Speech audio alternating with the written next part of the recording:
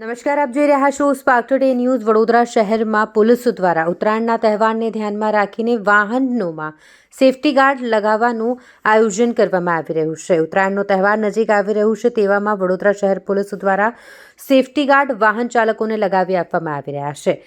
જે વાહન ચાલકો વાહન ચલાવતા હોય આ દરમિયાન તેઓને ઈજા ન પહોંચે પતંગના દોરાના કારણે, તેને ધ્યાનમાં રાખીને વડોદરા શહેર પાણીગેટ પોલીસ સ્ટેશનની ટીમ દ્વારા પણ વાહન ચાલકોને સેફટી ગાર્ડ લગાવી આપવાની કામગીરી હાથ ધરવામાં આવી. પાણીગેટ પોલીસ સ્ટેશનના પીઆઈ આ મામલે ખાસ ઉપસ્થિત રહ્યા હતા. પાણીગેટ પોલીસ સ્ટેશનનો સ્ટાફ પણ ઉપસ્થિત રહ્યો હતો અને તેઓ દ્વારા ટુ વ્હીલર ચાલકોને સેફટી ગાર્ડ લગાવી આપવામાં આવ્યા.